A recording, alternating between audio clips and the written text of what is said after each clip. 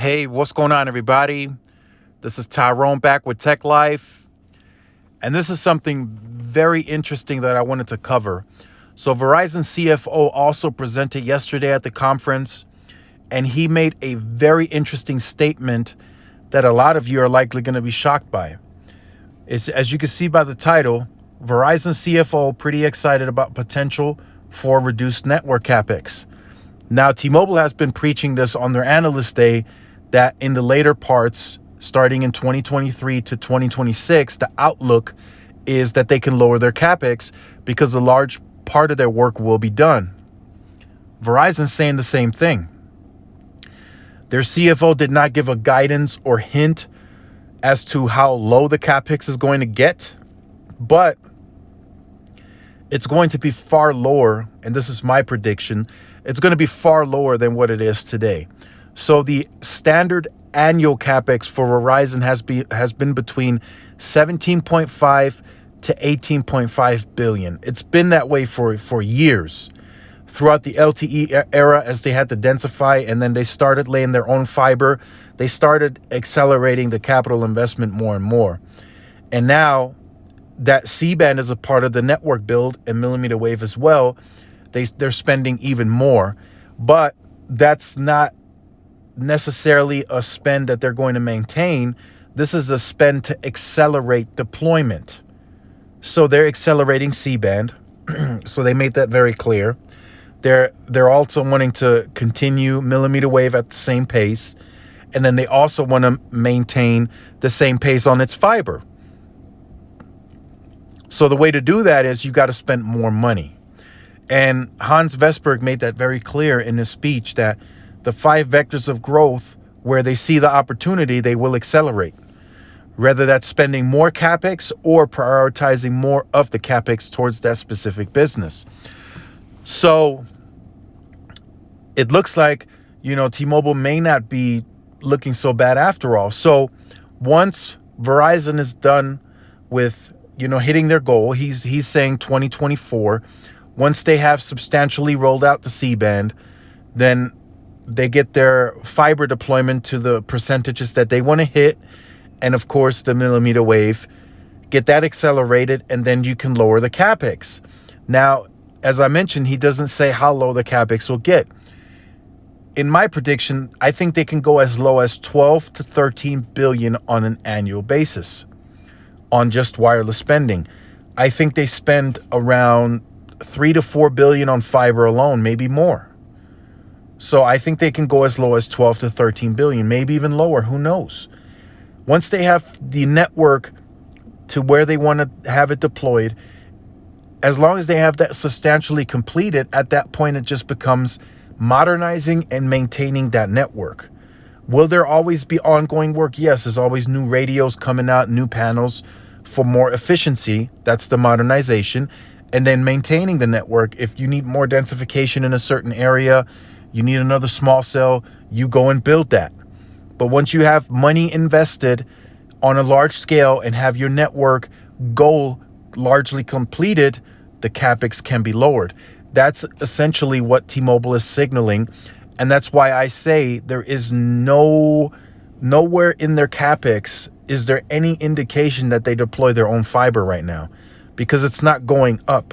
In order to deploy fiber and not cut into your wireless spending, you have to increase the capex to where you can take a chunk out to deploy your own fiber and still spend the same on your wireless needs. T-Mobile is not indicating doing that at all, and they have given the guidance up until 2026. So from me to you, there is no fiber being deployed from T-Mobile at all. Not the Sprint fiber they got, not their own fiber. That's not happening. They're not going to cut out a chunk of the lower capex to fund that and sort of dilute the wireless spending. They're not going to do that.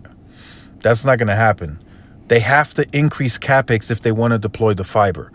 And we will see that on the time when it happens. You will see T-Mobile go to 14, 15, 16, 17 billion, whatever, and however fast they want to accelerate that. That's when okay, the fiber spend is about to happen. But for now, I can guarantee you they're not going to deploy any of their own fiber, especially with them prioritizing rural America, and they're behind on that. So they have their CapEx. Trust me, they have their CapEx prioritized. You know, there's a certain amount of that CapEx going to deployments for N41. There's some going towards expansion.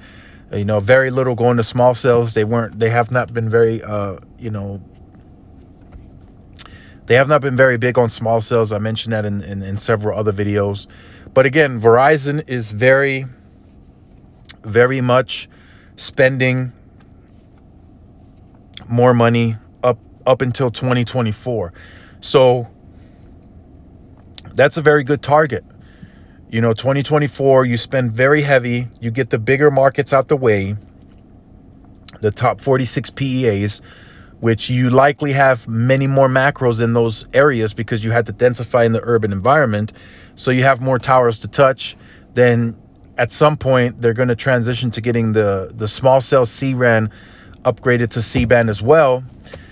And then, you know, you move on from that, and the spending outside of the top 46 PEAs is likely not going to be as intensive to begin with. So you can likely lower the CapEx if you're Verizon and still maintain a solid pace getting C-band deployed outside of the top 46 markets. And the markets that have prioritized market share, like El Paso, like I mentioned, Albuquerque, those markets will likely fall within the higher spending anyway, and those markets will have C-band deployed ahead of time, ahead of clearing. So I predict Verizon to be 60-70% done with C-band in this market by the time it clears.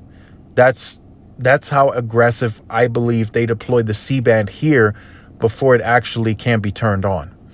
That's just a prediction. I don't have any official numbers on that, but I think that's how aggressive they can get with that higher spending that they have access to. So let me know what you think about this in the comment section down below. There's another video coming in a couple of days. I think the only company right now that really can't lower the CapEx is AT&T. And I'll talk about that a little more in that video, in more detail. I just feel that AT&T has the lower spectrum position on all fronts. C-band, millimeter wave. Even if they get some of that auction 110, they'll still have a little bit lower spectrum. So I feel AT&T has to go throughout the 5G era, and they have to have the densest, absolute densest network in the United States for 5G. I'm getting some insights on that. I'm hearing some very big numbers, especially in the top metro markets that AT&T is going after. It's about 6 tiers that they are labeling the markets on. So I'll be speaking on that a little more in that video, but they are lining up to have an insane network, anything that I've never seen AT&T operate in this way. So I believe they maintain the higher CapEx for far longer versus Verizon and T-Mobile. So Verizon and T-Mobile are set to go lower on CapEx as they finish their build out. AT&T may even go higher than what we're going to see next year because they need to accelerate on 3 things. They need to accelerate densification. They're behind on that. They need to accelerate C-band. They're going to be behind on that until the end of 22. And they need to accelerate that fiber deployment because they're going after cable, and they made that very clear. So I'll be talking to you guys in that video. That'll be a very good one. So make sure you stay tuned for that. If you have been on the channel or you're new to the channel and you have not yet liked, shared, subscribed, make sure you do so. Hit the notification bell so you are notified when I do upload content. Make sure to follow the social media outlets for more updates and interactions. Thanks again for watching. This is Tyrone with Tech Life. I'll see you guys in the next one. Peace.